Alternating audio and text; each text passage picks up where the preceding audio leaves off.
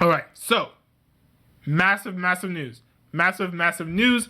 Donald Trump just posted this on Twitter. Donald Trump is back to Twitter, it looks like. Because he just got his first mugshot. So good for him finally getting this mugshot after all of these years of trying. And I think it's kind of funny. Not only is this like his first tweet, when actually Jack Posobiec said like 10 hours ago that he should have made his first tweet back be a picture of his mugshot, but also the fact that it says never surrender right after he surrenders, which reminded me very much of this clip from Age of Ultron, if you've seen that movie. No surrender! No surrender!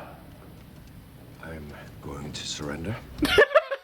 That's literally what Donald Trump is doing here. He's saying no surrender, and yet he is surrendering. But I do think that he's talking more along the lines of political efforts and giving up politically. He's still going to continue fighting everything in court. He's not going to give up. And I wouldn't be shocked if that is precisely what he's pointing to.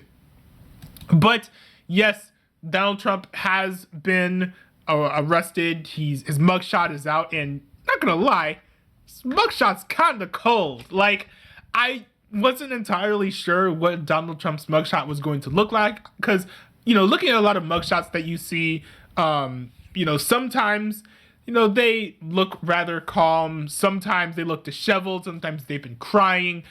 Sometimes they're like laughing because they're like drunk or something. It's a wide range. And so I felt like there was a variety of types of mugshots that could have been taken of Donald Trump that could have made him look, weak, discouraged, forlorn in this moment, where I think that many would assume that this is a time of weakness for him, that this is a moment of defeat for him. But if you look at the picture, he looks, he definitely does not look like his spirit is broken. I can tell you that much. He looks like he is, ready to resist. I'll say that. This looks like when, you've got the villain in the movie and he like looks up at the security camera. This is kind of what that moment feels like, to be honest. And people have already started pressing this picture onto t-shirts, literally throwing that dude's face on white tees, which is that cultural appropriation? I don't know. This is a rather interesting moment because we did have that data that I, covered in a previous video that pointed out that a lot of people in the middle, and a lot of people who aren't Republicans, their support for Donald Trump has been waning and declining ever since Trump has been getting these continual indictments. And this is just yet another indictment, but it has the added bonus of including a mugshot. So part of me wonders if this mugshot is going to make him, seem more sympathetic, because it can easily be like, oh, you just see a headline, it's like, oh, Trump indicted. Oh, yeah, same old. He just walks back and forth through a gate. Like, that's like pretty much it. But I wonder if for a lot of people, the mugshot is going to make this moment in history feel like a lot more real to people. Because I think that a lot of people don't understand the gravity of the charges and the gravity of actually what's happening in this country.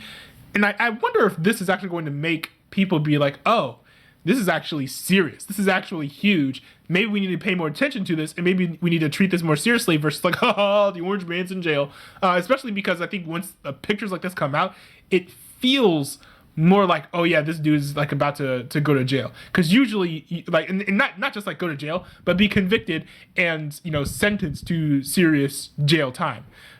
So I do think it's disconnected from whether or not he actually is going to be convicted, but it's a big part of your public perspective, which is important when you're running for president, right?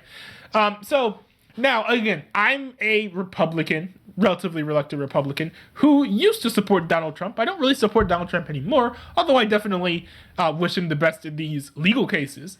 And I think, as such, my perspective is likely very skewed.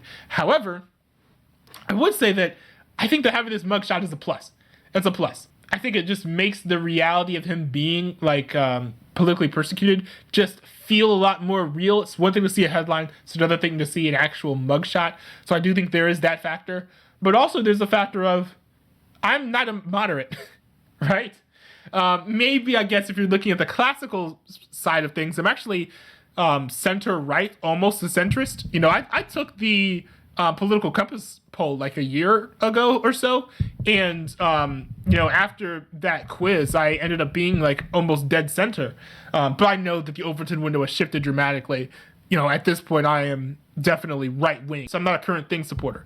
So I think that there are just a lot of normal people who are going to have a different perspective than me.